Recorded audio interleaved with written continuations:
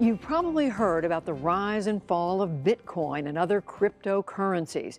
But what you may not have heard about is the incredible amount of energy computers need to get Bitcoin and other currencies in the first place. That demand, in turn, is affecting the prices of electricity in some places. And that's where our economics correspondent, Paul Solman, comes in to help explain these connections. It's part of our weekly series, Making Sense. Bucolic, Plattsburgh, New York, 20 miles from the Canadian border. Sure doesn't look like ground zero for a gold rush. But in this mall alone, cryptocurrency prospectors have installed thousands of mining machines, small computers that gobble energy just to find new crypto coins in a vacated space behind the Family Dollar store. And it's all because Plattsburgh has bargain basement electric rates. The invasion has the locals up in arms. These guys that are mining the bitcoins are riding into town, taking advantage of the situation. And the situation, it turns out, Plattsburgh is the Klondike of New York. That's because the cost of mining is all in the cost of energy. And as Mayor Colin Reed says, we have some of the lowest energy costs in the world. That's because this is hydroelectric land, where dams powered mills like this one last century. And these days, electric rates in Plattsburgh are barely a third of the national average, courtesy of a long-term deal for cheap electricity from Niagara Falls. But there's a catch. Plattsburgh has a monthly megawatt limit. Exceed it, and they have to pay much higher rates on the open market. If we go over the quota, we can all of a sudden see a huge spike in our electric rates in the winter. Very rarely happened, but it's happening on a regular basis since the Bitcoin operators came to town. How much higher? 30%, 40% higher. And that proved a real budget buster for the residents of chilly Plattsburgh. They're used to paying, $100 a month in the middle of winter to take care of all their electricity and heating needs, to the point where most people in our city, the vast majority, heat with electricity because it's very inexpensive. And then there are local companies who have relied on cheap energy. Our electric bills changed overnight. Here at the company? 20 to 30% increase in the electric bill. Tom Reckney of Mold Right Plastics, where 500 workers churn out 11 million products every day. Caps, closures, jars, and more recently, child-resistant caps for the cannabis market. But margins are thin. They were even thinner once Mold Right's electric bill jumped by $22,000 in March. Plattsburgh was driven over its monthly quota, says Reckney, because miners were gobbling energy. More than twice what we consume. The impact that they're having is extraordinary, for sure.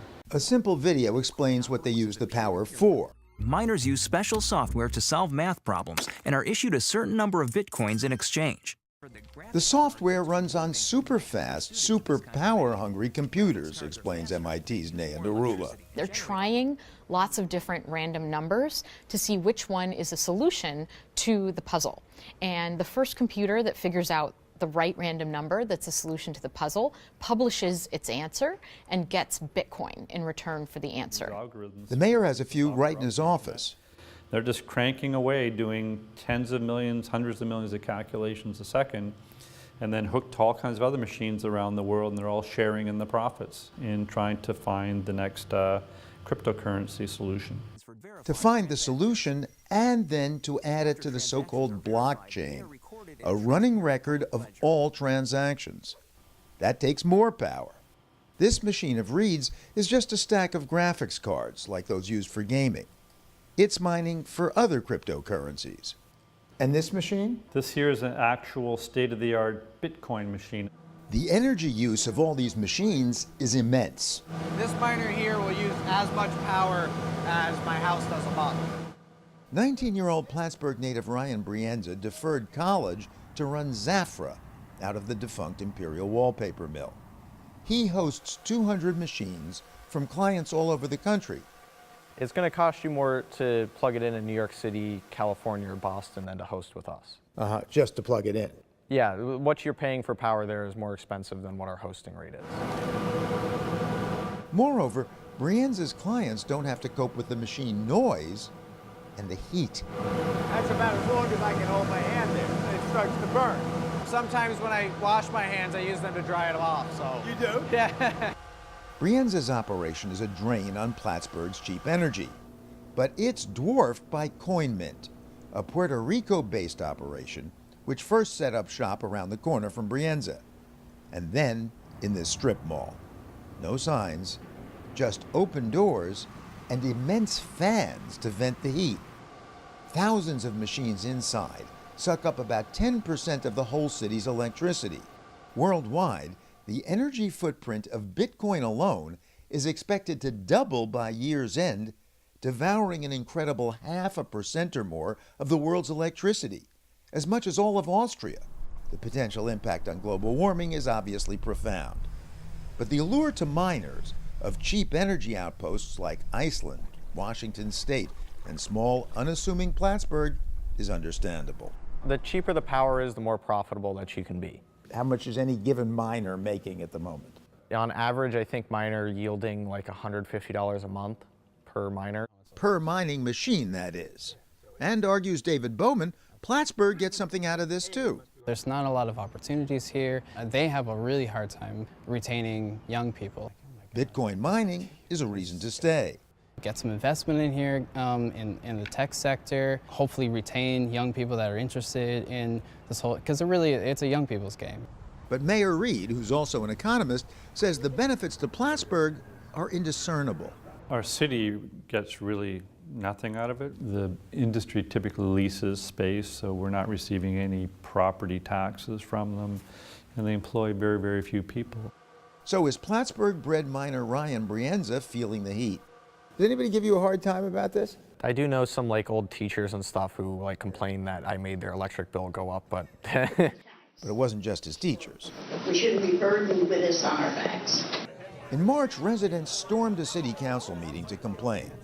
Soon after, the council voted to ban all new mining operations for 18 months. We've got a substantial investment in this stuff. Electrical engineer Greg Brienza is Ryan's father and business partner. The moratorium mothballed the new switchgears he'd helped install at the old mill to host more mining machines. How much do these things cost a piece? Several $100,000. Whose investment, yours or? The landlords. So he must not be very happy with the moratorium. Well, I'm not either. They're not giving up that easily, though.